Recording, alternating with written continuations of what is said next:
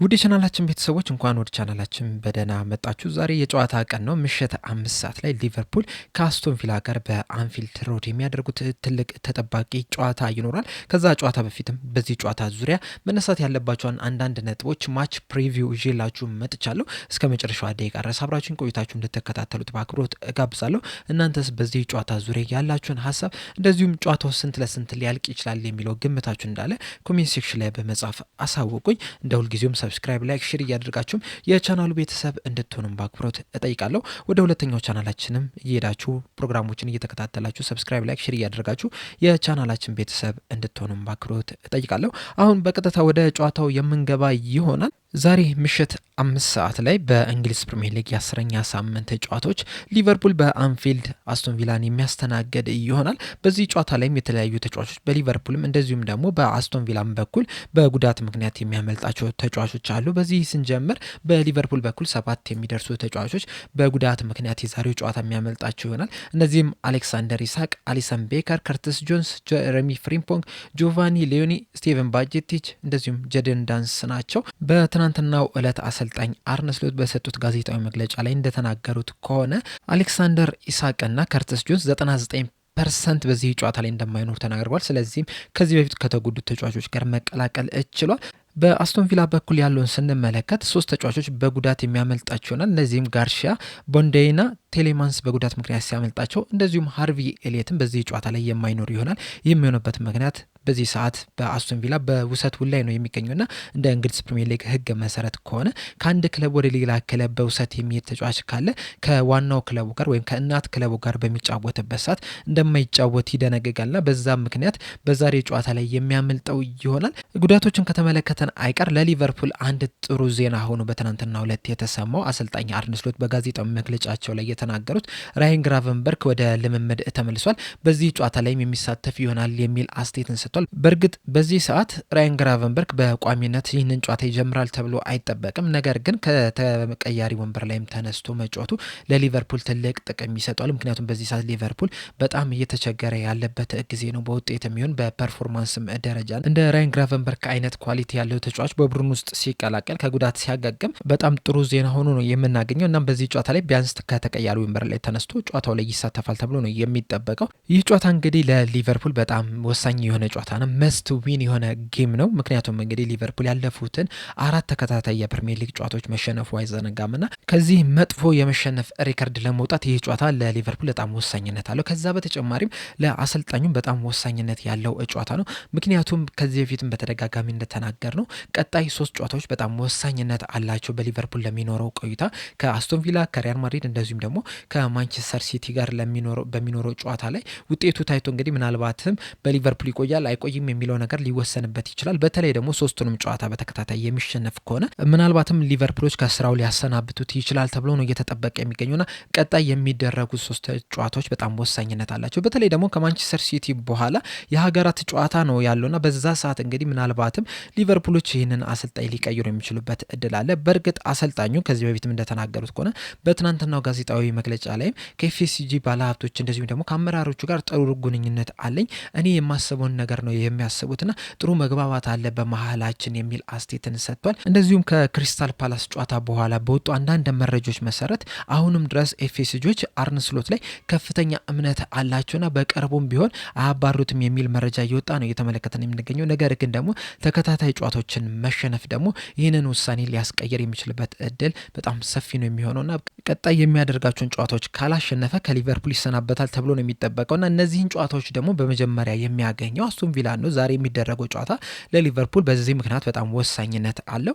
ከዚህ በተጨማሪም ሮብለት በተደረገው የካራባኦ ካፕ ጨዋታ ከክሪስታል ፓላስ ጋር በነበረው ጨዋታ 10 የሚደርሱ ተጫዋቾችን ማሳረፋቸው አይዘነጋም።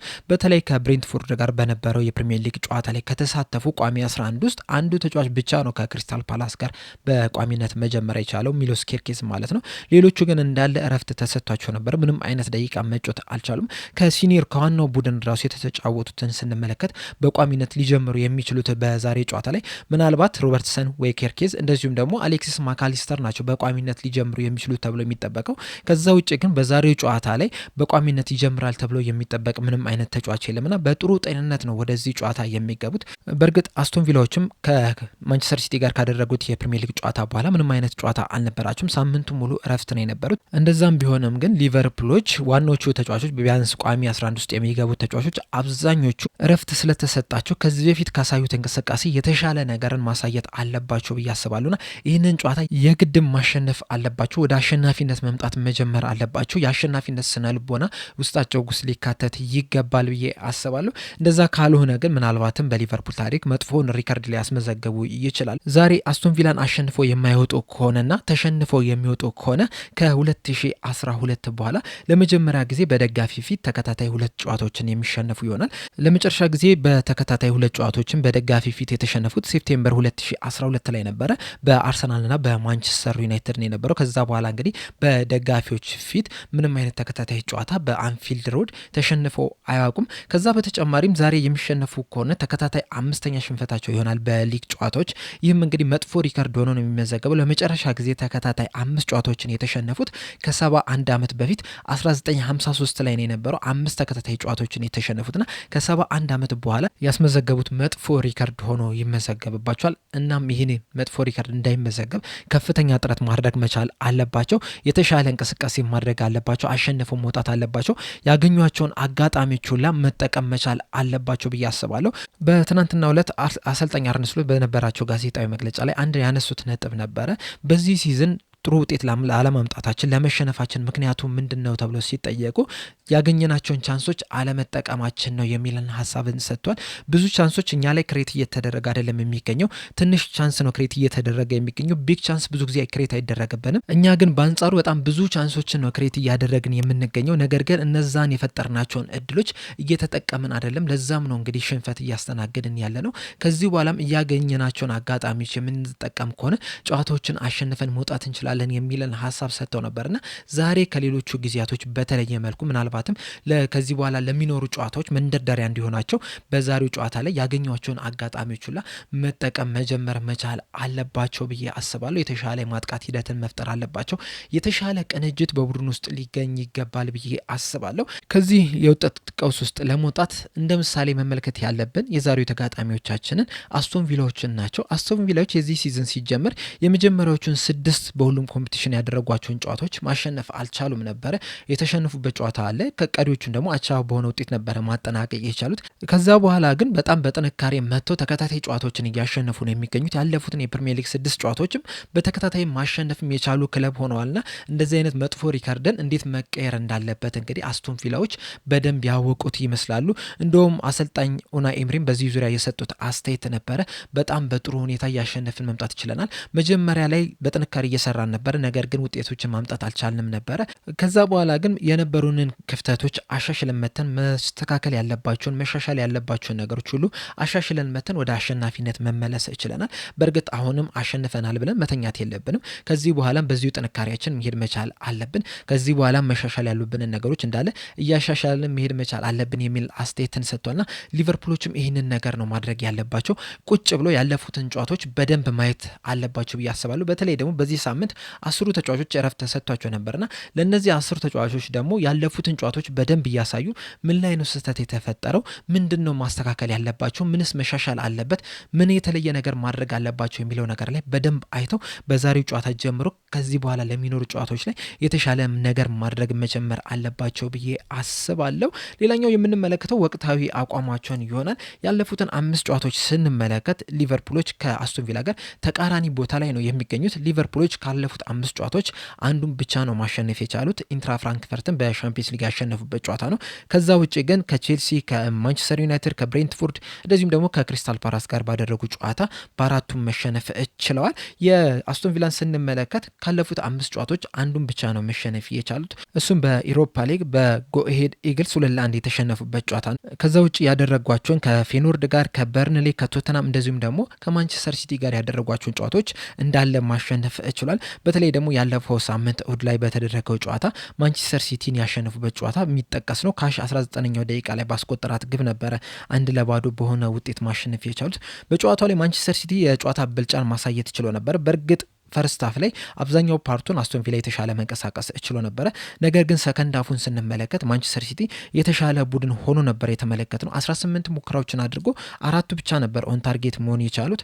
የአስቶን ቪላ ስንመለከት 9 ብቻ ሞክረው 3ቱ ኦን ታርጌት ነው የነበሩትና በጣም በጥብቅ ሁኔታ ነበረ ሲከላከል የነበሩት። በዛሬ ጨዋታ ላይም ቀድሞ የሚያገቡ ከሆነ ምናልባትም ለሊቨርፑል አስቸጋሪ ጊዜ ሊያደርግባቸው ይችላል። የሊቨርፑልን ወቅታዊ አቋም ስንመለከት ደግሞ ያለፉትን 5 ጨዋታዎች ብቻ ብንመለከት ቅድሚያ ጎል ነው እየተቆጠረበት የሚገኘው። በ5ቱም ጨዋታዎች ላይ መጀመሪያ ተቃራኒ ቡድን ነበር ማስቆጠር የቻለው። እናም በዛሬ ጨዋታ ላይም አስቶን ቪላ ቀድሞ የሚያገባ ከሆነ ምናልባትም ሊቨርፑል ሊቸገር የሚችልበት እድል በጣም ከፍተኛ ነው ብዬ አስባለሁ።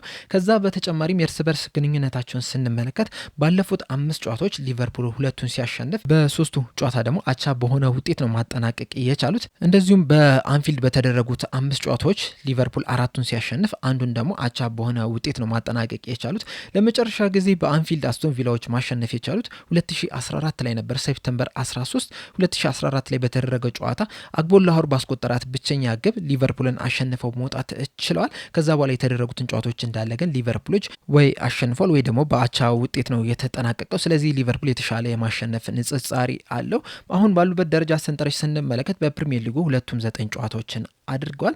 ሊቨርፑል በ15 ነጥብና በ2 የጎል ክፍያ 7ኛ ደረጃ ላይ ሲቀመጥ አስቶን ቪሎች በበኩላቸው በ15 ነጥብና በ1 የጎል ክፍያ 8ኛ ደረጃ ላይ መቀመጥ ችሏል። እንደ ሲዝኑ አጀማመር ከሆነ እዚህ ቦታ ላይ ይቀመጣሉ ተብሎ አልተጠበቀም ነበር አስቶን ቪሎች። ነገር ግን እያሻሻሉ መጥተው አሁን ላይ ከሊቨርፑል እኩል ደረጃ ላይ መቀመጥ ችሏልና ጥሩ የሚባል ግስጋሴ ላይ ነው የሚገኙት።